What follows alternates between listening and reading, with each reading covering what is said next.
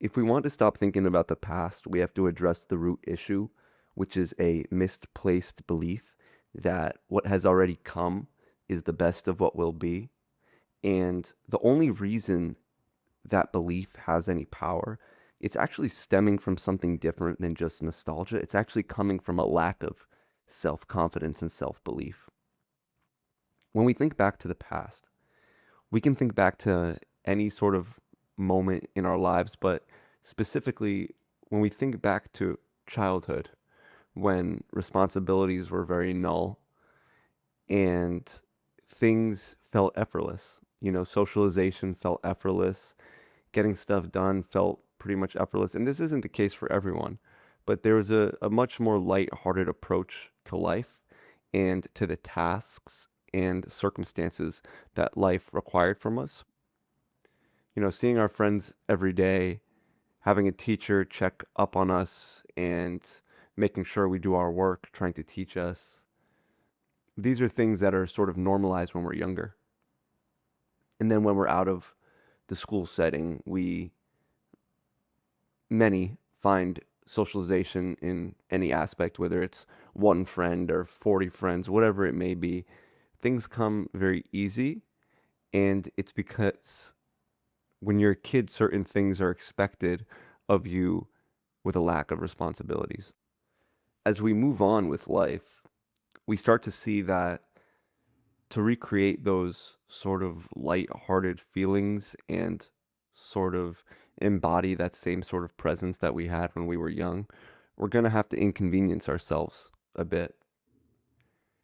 And this is true in multiple sort of aspects because we're going to have to inconvenience ourselves and deal with the things that were swept under the rug through our childhood experience. We're also going to have to deal with the lack of easiness that comes with socialization. You know, your friend probably doesn't live around the corner anymore. You're going to have to inconvenience yourself to see them. You're going to have to inconvenience yourself to learn about why your mind is working the way it is. You're going to have to inconvenience yourself to meditate and sit with the discomfort you've been dealing with for a long time. And you're going to have to inconvenience yourself to feeling those difficult emotions that are keeping you trapped and are actually keeping you from growing and evolving. When we think back to the past, I think what a lot of us do is we go to either extreme. So we either think about the past in a way where we would do anything to go back, and we're sort of hanging on to the idea, even if it feels irrational, that somehow we can find ourselves back in that sort of situation, in that scenario, in that environment. And a lot of times our actions will actually reflect this as well. We'll reach out to people from the past, we'll go back to places from the past, we'll refuse to sort of grow out of what was once familiar and what was once really good for us, but maybe no longer fits what we need out of life. And the other thing that people will do is they won't even touch it at all. They'll be so scared to sort of think about the past because they don't want to go into this sort of crying, intense, longing state that will happen if they go through old photos or old videos, whatever memories come up of the past. They won't even acknowledge it, they won't even touch it. And both of these are, in my opinion, the incorrect way to go about the past because we have to dedicate time to mourning the past.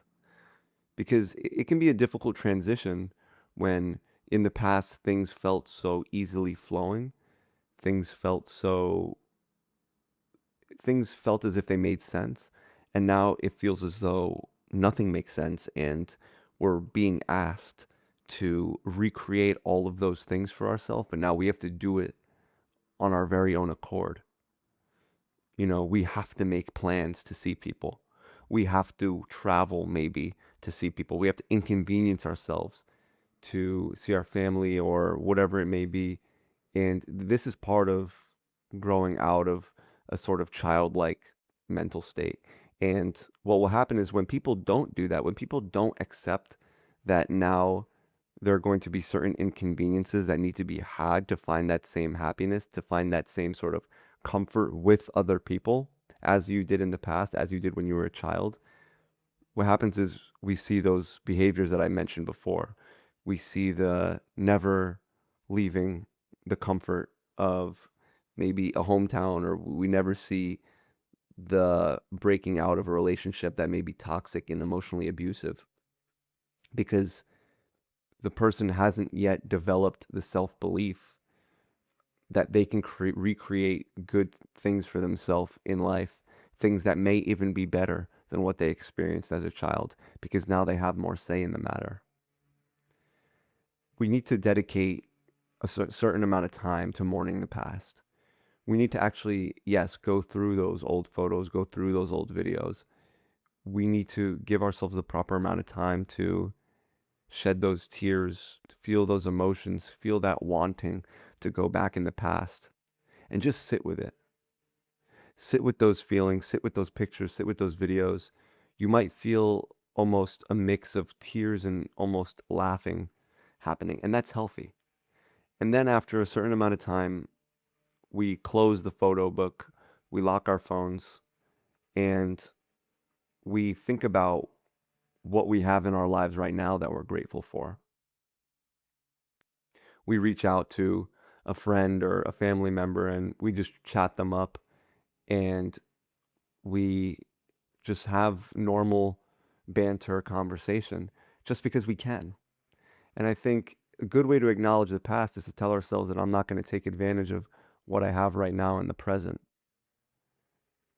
What we can learn from the past is that everything is temporary, everything will pass. And so there's nothing that we can really do to avoid the pain of nostalgia, because even in 10 years we may be nostalgic of where we're at right now. And the point isn't to stop that nostalgia from happening. It's to, number one, live in the present, be present with the people in your life, be present with your circumstances, be present on the journey and the experience. And number two, it's to accept what has been and now enjoy what is. We have to see that in the beginning portion, from sort of early adulthood, we are asked to create something of ourselves. We're asked to create something of our future. People will always tell you have to plan for the future, create a system, create a sort of process by which you know that you'll be okay in the future. And there's a lot of talk about the future, and we want to not mistake taking advantage of where we're at right now because we think that the past was better and we think that the future might be better. Because this is what a lot of people do, and it's sort of an escape route from the present moment, and it's sort of an escape route from those same sort of difficult emotions, difficult thoughts that exist in the present. You can be on the most beautiful beach in the world, but if you haven't dealt with those negative thoughts, if you haven't dealt with those negative feelings, they're not going to go anywhere. They're not going to jump out of you into the ocean and swim away. You can travel the world, but you can't escape yourself. And so when we refuse to sort of sit with the past, and we can tell ourselves, the past was great. I do miss the things of the past. I do wish I was more present. I do wish I did not fast forward so much and constantly look ahead. But I have things in my life right now that I can also be grateful for. Looking into the past and wanting to escape back into it, escape back into some sort of dream of the past, is irrational and impossible. So let's use the past as inspiration and see what we're capable of feeling, that we're capable of feeling present, we're capable of feeling happy. It's still inside of us, but now it might take a little bit more initiative. It might take a little bit more agency for us to create those sort of systems, to us to create an environment, to us to create an emotional inner freedom inside of us to sort of recreate those childlike positive emotions.